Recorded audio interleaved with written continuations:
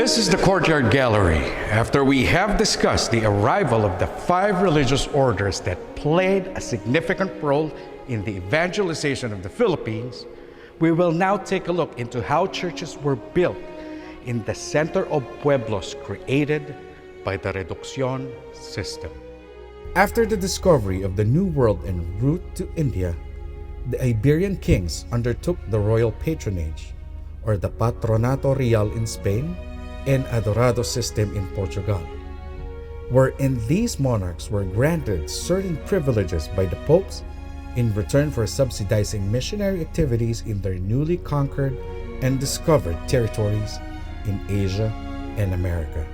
Under the patronato real, or royal patronage, that was in effect from the first colonization efforts by Legazpi in 1571 until the United States bought the colony from Spain in 1898, no parish, meaning a pueblo or town, could be established in the Philippines without the consent of the king. This was done either through a royal decree or through a decreto superior, a decree signed by the Governor-General upon orders of the king. Royal consent was needed because each new parish obliged the king to allocate funds from the Hacienda Real to provide the new parish priest with an annual stipend, as well as furnish the interiors of each new parish church. The subsidy provided by the king allowed parishes to obtain good materials and the best artisans to build and furnish the church. The courtyard gallery features church furnishings, large-scaled santos,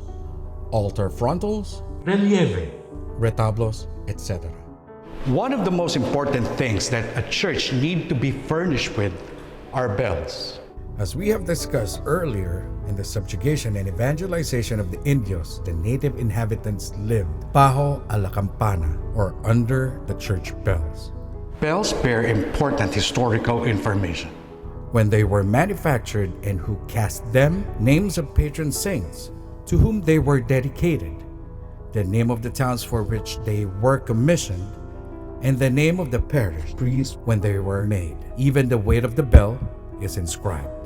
This image of Santo Domingo de Guzman is the first santo acquired by the Intramuros administration. The name of the saint is carved on the peana or base. At the back of the image, you can find an inscription that says Año de 1787, F. Soledad. The image is weather-beaten, which suggests that the image must have come from a niche on the facade of a church exposed to the elements.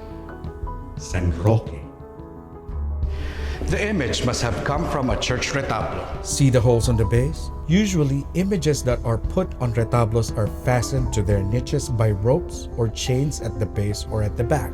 These are safeguards against earthquakes and accidents. Unfortunately, this image may have been a casualty because most of its mouth is now missing. It is very interesting because you don't normally see the mouth of santos getting damaged. The nose usually is the first to go. This relief depicts the scene of Jesus' resurrection. It is exquisitely carved, one of the most beautiful in the collection. You can still see traces of red paint on Jesus' loincloth and banner. The red clothes and banner signify victory over death. What is interesting is about this piece is that Jesus is carrying a palm branch. Palms usually represent martyrdom. However, the angel that opened the tomb is also carrying a palm branch. The palm may be a recollection of his triumphant entry to Jerusalem. In contrast to the resurrection, this may fall into the controversial term primitive, referring to the craftsman's lack of training. Observe the crawling man in between Jesus and the soldier. His head looks like it is dislocated from his body. This relief is very charming. The paint is mostly intact. You can see the colorful aesthetics of the craftsmen in the costumes of the soldiers. Here's a large painting depicting the miracle of Our Lady of Mount Carmel. She appeared to defend Saint Simon, the one carrying the sword, from the devil. In the painting, the devil is forcing Saint Simon to remove his scapular. This painting was made in November 9, 1850 by Mariano Asuncion. This is a vestuario. Vestry cabinets are placed in the sacristy to store vestments of priests and acolytes. Here's another vestuario made of tindalo wood. Instead of carvings, it is decorated with carabao bone inlay. Flanking the door that connects the mission house and the San Ignacio Church are large santos, relieves, and holy water fonts. The two santos are both doctors of the church. Santo Tomas de Aquino, who we discuss in the gallery of the religious order. Santa Teresa de Jesus. She reformed the Carmelite order, which eventually led to the establishment of the order of the Scald Carmelites. She wears the beretta on her head as a symbol of being a doctor of the church. Above the two santos are round reliefs, which at first may seem as stations of the cross. However, they are medallions of the mysteries of the Rosary. The scourging at the pillar, and the mystery of Ascension of Christ. The holy water fonts came from Romblon. Altar frontals are one of the most important part of the sanctuary, because the Mass is celebrated on the altar table, the focus of attention. It is decorated with beautiful carvings. In this frontal, we see the Blessed Sacrament surrounded by angels. Two of them have censers adoring the host. Rich foliage surrounds the central figure. The paint is still relatively intact. These altar frontal came from Calibo, Aklan. At the center is the emblem of the Holy Name of Jesus, surmounted by a cross with 3 nails under, the seal of the Jesuit order. Aklan, a part of Panay Island, is a Jesuit mission. In this section of the courtyard, we are featuring the retablos in the collection. It is still in progress. A retablo is currently being reassembled by our wood conservators.